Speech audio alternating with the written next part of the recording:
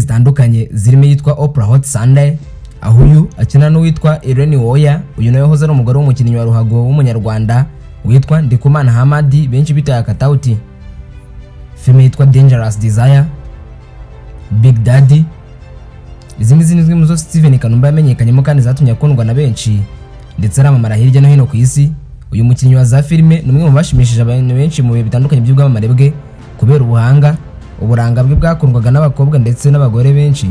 Kugeza ubwo mu gihe cye izina rye Steven Kanumba ari rimwe mu y'abana benshi muri Tanzania bitwaga kubwo no mukinnyi wa za filime.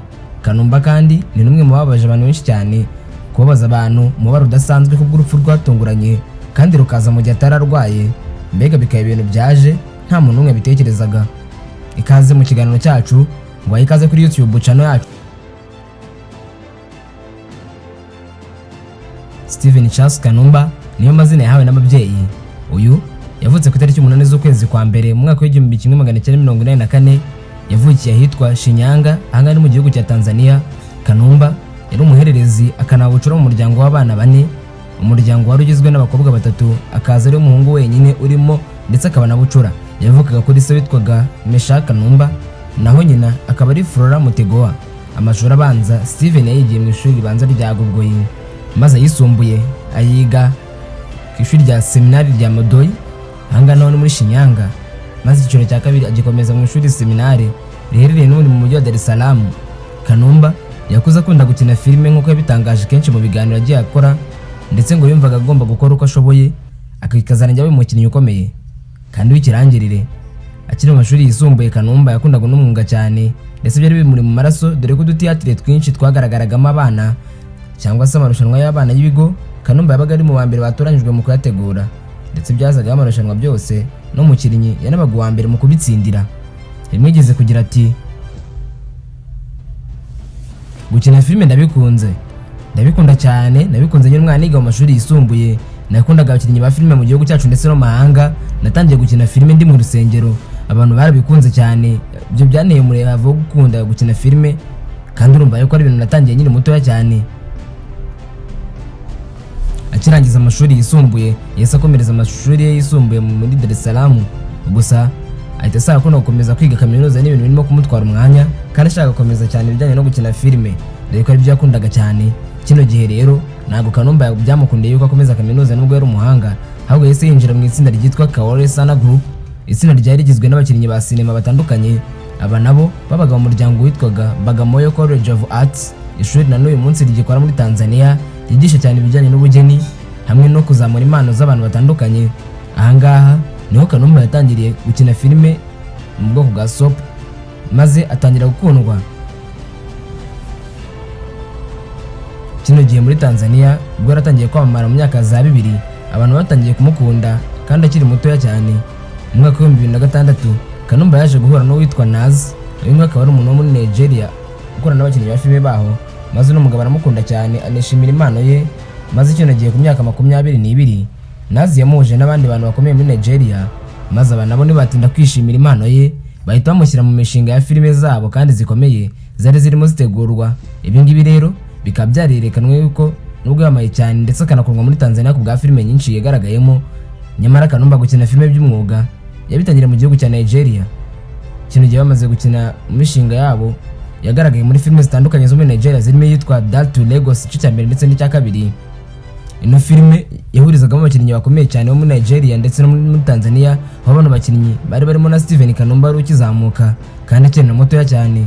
Ino filime yitwa Mitutu Girl yanagaragayemo abakinnyi ba filime bo muri Nigeria ndetse nyine birumvikana muri Tanzania. Ibyo rero bikaba byarafashije kwamamara ndetse no gukundwa kw'abakinnyi bo muri zino filime mu bindi bihugu. Ahangaha ni nabwo Kanumba yahise akundwa cyane muri Nigeria ku myaka ye mike cyane, ukurikije ibyo byera amaze kugeraho. Nyuma y'ino filime Kanumba yanagaragaye muri izindi filime zitandukanye zirimo nk'iyitwa She's My Sister, This Is It, Love Gamba ndetse n'izindi nyinshi zitandukanye zatumye izina rye ritumbagira kandi rirakundwa. Imyaka yakomezaga kugenda iza, niko umuntu umukinnyi wa filime yakomeza kugenda azamuka kandi agakomeza kugenda akundwa bitagira ingano. Mu mwaka wa 2009 Kanumba nibwo yitabiriye Big Brother Africa ku nshuro ya mbere, akaba yaragizwe umwe mu bashyitsi b'imena nyuma yaje kugaruka ku ivuko muri Tanzania ndetse nahamara cyane bidasanzwe mu karere k'Afurika y'Iburasirazuba bitewe n'ubuhanga bwo gukina yari afite yikundira kidasanzwe. Kenshi bavugaga yuko ari umukinnyi wa mbere wa filime mwiza muri Tanzania. Kanumba kandi yanazaga kenshi mu binyamakuru bigaruka ku bagabo bakina filime bakurura igitsina gore muri Afurika, ukanongeraho ko kandi yanatangaga icyizere gikomeye cyo wari ugiye kuzamura cyane cyane sinema ya Tanzania ku rwego mpuzamahanga. Impamvu nuko Steven Kanumba yarazi indimi nyinshi kandi Icyongereza akakivuga neza cyane, ibyatumye no mu ngendo yagiye mu hanze y'igihugu cya Tanzania yarabashije kwitwara neza kandi akabasha kuvugana n'abantu ndetse n'Imana ye benshi bakayishimira ku buryo bumworoheye. Uko imyaka yagendaga ishira, Steven Kanumba agendaga akomeza kugenda azamura impano ye kandi akanakurungwa cyane muri no Ruganda, byamuheshaga kandi akazi ndetse no kwamara mu buryo budasanzwe. Mu mwaka wa 2011 Steven Kanumba yagizwe ambasaderi wa Oxfam Grow. Ibyishimo byinshi yatanze ndetse na benshi bamukundaga. Inkuru idasanzwe umunsi wayo waje kugera tariki 7 z'ukwezi kwa 4 umwaka wa 2012 muri Tanzania habyutse icyuka kidasanzwe. Amakuru y'urupfu rwa Kanumba nibwo yatangiye guhihwiswa mu gihugu. Bino byatewe no kumva mu rukererero rwo kuri uwo munsi abaturanyi baho yari atuye babonye ambulance maze baganga binjira bihuta basohokana ibigaragara nk'umurambo. Benshi mu baturanyi bahamagaye itangazamakuru ariko rihagera ibintu byamaze guhindura isura ndetse n'ambulance yagiye. Ahangaha rero nibwo inkuru ya mbere y'urupfu rwa Kanumba yatangiye guhihwiswa. Byatangiye kuvugwa bisa nk'ibitaremezwa neza ko no mukinnyi wa filime yabayitabye Imana, ariko kandi kino gihe benshi mu banyamakuru bavugaga ino nkuru bwa mbere baratutswe. Bazwaga n'ababucyana kuvuga inkuru z'ibihuha kuko uretse abo ngabo gusa nta handi hantu yari yemejwe. Kino gihe cyose inkuru yari itaratangazwa n'abo mu muryango we cyangwa se n'abo bakoranaga, yari yakomeje gufatwa nk'ibihuha kandi byari ibintu biteye ubwoba. Nyamara mu masaha kare kuri uyu munsi, abantu bose bari bazi n'umukinnyi kuri iyi filime babajwe bikomeye nuko babajwe kumva ya nkuru bitaga igihuha yari inkuru y'ukuri. Byari maze gutangazwa ku mugaragaro yuko Steven Kanumba yamaze kwitaba Imana. Byese byemezwa neza yuko buraho ko kujya umuryango Kanumba arajyanwe mu bitaro, ari naho rero byaje kwemezwa yuko yaje kwitaba Imana. Umuhango wo kumushyingura abaye ku itariki 11 z'ukwezi kwa 4 umwaka wa 2012 nyuma y'iminsi mike yapfuye. Ni umuhango witabiriwe n'imbaga y'abaturage benshi ba Tanzania, aho kino gihe harimo n'abakomeye harimo nka madamu wa Perezida wa Repubulika ya Tanzania icyo gihe Salma Kikwete. Icyo gihe kandi wanitabiriwe na Vice Perezida wa Tanzania, Minisitiri w'Umuco na Siporo muri kino gihugu, maze Steven Kanumba ashyingurwa kuri uwo munsi. Uno muhango wo kumushyingura abantu bari benshi cyane, imbaga y'abantu batandukanye bari biganjemo abafana b'uno mukinnyi wa filime, bose bagaragaraga barira bishwe n'agahinda dore ko uno mukinnyi wese gukundwa ku bwa filime nawe ku giti cye yari akunzwe nk'umuntu witewe n'ibikorwa byinshi yagiye akora byiganjemo iby'ubugira neza. Ni umuhango bivuga ko witabiriwe n'abantu barenga 30,000 ndetse ibitangazamakuru bimwe na bimwe byo muri Tanzania byagiye bishimangira ko uno musore watabarutse afite imyaka 28 y'amavuko. Umuhango wo kumushyingura wari ukurikiye ku mateleviziyo n'ibindi bitangazamakuru ku buryo wasangaga 40,000 bawukurikiranye binyuze muri ibyo bisakazamakuru bitandukanye. Aha abantu benshi bagiye bahungana n'ihungabana cyane cyane abagore n'abana b'abakobwa, gusa n'abagabo agahinda kagaragaraga kandi kari kenshi ku maso yabo. Icyahise gikurikira benshi bahise batangira kwibaza ni iki yatanye Steven Kanumba kandi n'ibiki bitavuzweho rumwe ku rupfu rwe. Urupfu rwa Kanumba byemejwe muri raporo y'abaganga yuko yitabye Imana azize guhonda umutwe hasi, aho bino iperereza ryerekanye ko byabaye nyuma y'ubushyamirane yari yegeranye n'umugore witwa Lulu, uyu nguyu wari umukunzi we. Ano makuru yemejwe yuko Kanumba yatuye umutwe hasi agahita apfa nubwo nta bundi burwayi yari asanganywe. Uno musore wari ufite imyaka 28 ubwo yitabaga Imana yakundanaga n'uwo mukobwa wari usanzwe nawe akina filime, aho kino gihe bari amaze iminsi bakundana. Elizabeth Michaels Lulu wari ufite imyaka 19, bano bombi batangiye kugira ibibazo bavuye mu rubyiniro witwa New Maisha Club. Abari kumwe nawe ndetse n'uriya mukobwa bemeje yuko yatashye nta kibazo na kimwe afite ndetse ngo bano bombi nta kibazo bari bafitanye. Steven Kanumba na Elizabeth Michaels ubwo bari bamaze kugera mu rugo, ahangaha ngo nibwo batangiye gushyamirana. Uno mukobwa benshi bemeze yuko ari wasunitse Steven Kanumba ku mutwe hasi, ariko nyamara mwibazwa n'umukobwa yavuze yuko Steven Kanumba yashaka kumwaka telefone ngo arebe bamuhamagaraga maze yagerageza kuyimwima, akaba ariko Kanumba yatangiye kumukubita. Maze icyo gihe ubwo Steven Kanumba yarimo amukubita aza kunyerera yikubita hasi ahita asiga ubuzima. Ibi n'umukobwa yasobanuye niyo byaje gutuma hatangira iperereza ngo harebwe ukuri kwabyo. Gusa nawe ntabwo yari yorohewe, yarebwaga kenshi n'abanyatanzania yuko azicwa. Ni ibintu byatwaye imyaka myinshi, gusa mu mwaka wa 2018 nibwo byabaye nk'ibirangiye. Muri uno mwaka wa 2018 nibwo uyu Elizabeth Michael Zilulu yavuye muri gereza mu gifungo cy'imyaka yari yarahawe. Icyo gifungo nyuma cyaje gusimbuzwa Kamaro. Elizabeth yari mu gitondo cyo 14 z'ukwezi kwa gatanu uyu mwaka, abyari tegetswe n'urukiko rukuru. Ikinyamakuru Citizen cyatangaje ko igihakana Michael Zilulu yari yakatiwe cyafunzwe imirimo nsimbura gifungo azakora ari hanze.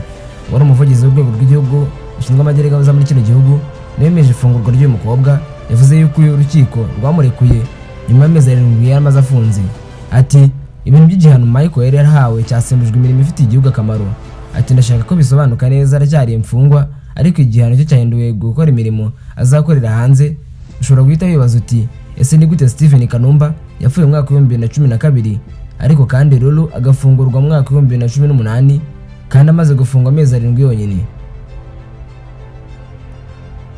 Nijoro ryo ku itariki 7 z'ukwezi kwa kane mwaka wa 2012 nibwo ku nshuro ya mbere uno mukobwa yajyanwe muri gereza.